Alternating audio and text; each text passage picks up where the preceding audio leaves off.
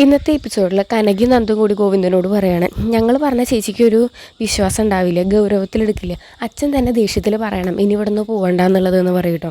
അപ്പോൾ ഗോവിന്ദൻ്റെ അടുത്തേക്ക് നമ്മുടെ നയനെ വരുമ്പോൾ ഗോവിന്ദൻ പറയും, അതെ ഇനി നിനക്ക് അങ്ങോട്ട് പോകണം എന്നുണ്ടെങ്കിൽ നിനക്ക് പോവാം, പക്ഷേ പിന്നെ ഞങ്ങളില്ല നിനക്കെന്ന് പറയും. അപ്പോൾ അതെന്താ അച്ഛാ അങ്ങനെ പറയണേ ചോദിക്കുമ്പോൾ, ഞങ്ങൾ ഇത്തവണ ഇവളുടെ 7ാം മാസം ചിറകിന് വന്നപ്പോൾ കണ്ടതല്ലേ നിന്നോട് നിൻ്റെ അമ്മായിയമ്മ പെരുമാറുന്നത്, നീ അവിടുത്തെ ഒരു അംഗമാണെന്ന് പോലും അവർ സമ്മതിച്ച് തരുന്നില്ല, അങ്ങനെയുള്ളിടത്തേക്ക് നിന്നെ ഞാൻ എന്തിനാണ് പറഞ്ഞേക്കുന്നത്, ഞാനത് കുറേ കാലമായി സഹിക്കാൻ തുടങ്ങിയിട്ട്, എൻ്റെ ചോര തിളച്ചിട്ടായിരിക്കണത് എന്നൊക്കെ പറയട്ടോ.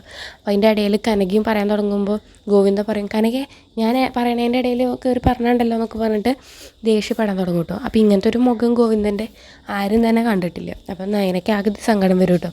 അപ്പം എന്നിട്ട് ഗോവിന്ദ പറയും, നിനക്ക് ആദർശിനോട് ഭയങ്കര സ്നേഹമാണ്, അതൊക്കെ ശരിയാണ്, നിനക്ക് അങ്ങോട്ട് പോകണ്ടെന്നൊന്നും ഞാൻ പറയുന്നില്ല, നീ പൊക്കോ, നീ പോയാൽ പിന്നെ നിനക്ക് ഈ 3 പേരേനായിട്ടൊരു ബന്ധമില്ല, ഞങ്ങൾ നിന്നെ കണ്ട മിണ്ടുമില്ല എന്ന് പറയട്ടോ.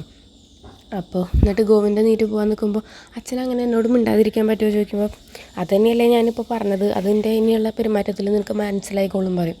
അപ്പോൾ നയന പറയും, അങ്ങനെയാണെങ്കിൽ ഞാൻ ഇനി അങ്ങോട്ട് പോകണില്ല പറയട്ടോ. അപ്പോൾ ഇതൊക്കെ കേട്ടിട്ട് നവ്യ ചോദിക്കും, എന്തിനാ ഇതൊക്കെ ഇത്ര വലിയ പ്രശ്നമാക്കേണ്ട ആവശ്യമുണ്ട്, വെറുതെ അവളെ എന്തിനാ അങ്ങനെ സങ്കടപ്പെടുത്തണേ ചോദിക്കുമ്പോൾ കനക പറയും, നീ ഒന്നും മിണ്ടാണ്ടിരിക്കുന്നു പറഞ്ഞിട്ട് തന്നെ പറയട്ടോ. അങ്ങനെ അബി വിളിക്കുമ്പോൾ നവ്യ ഈ കാര്യം പറയുകയാണ്. അപ്പോൾ തന്നെ അബിക്ക് ഭയങ്കര സന്തോഷമാകും. അങ്ങനെ അബി ഓടി വന്നിട്ട് ജലജയോടൊക്കെ അങ്ങനെ പറയുകയാണ് കേട്ടോ. അപ്പോൾ ജലജ പറയും, ഓ അവൾ അവിടെ നിന്ന് നിന്നാൽ മതിയെന്നു, നമുക്ക് എന്തായാലും ഏട്ടത്തീനെ നല്ലോണം മൂർച്ച കയറ്റാം, നല്ലോണം ഇതാക്കാം, അപ്പോൾ പിന്നെ അവളെ വിളിക്കാൻ പോവില്ല എന്ന് വിശ്വസിക്കാമെന്ന് പറഞ്ഞിട്ട് ദേവയാനിയുടെ അടുത്ത് പോയി കാര്യം പറയാം കേട്ടോ. അപ്പോൾ ദേവയാനിക്ക് ആകെ ടെൻഷനായി തുടങ്ങും. അതൊക്കെയാണ് ഇന്നത്തെ എപ്പിസോഡിൽ.